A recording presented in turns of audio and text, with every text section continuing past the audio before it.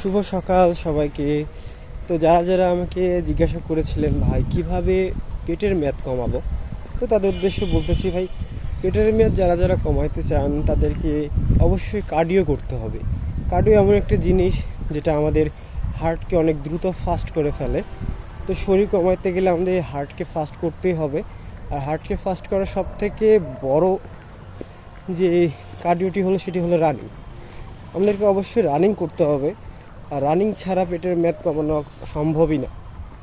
আর এর সাথে তো থাকলো ডায়েট অবশ্যই আমাদেরকে করতে হবে, ডায়েট ছাড়া পসিবলই না। তো আপনাদের উদ্দেশ্যে একটা জিনিস বলবো, যে যদি পেটের মেদ কমাইতে চান অবশ্যই আপনাদেরকে রানিং করতেই হবে।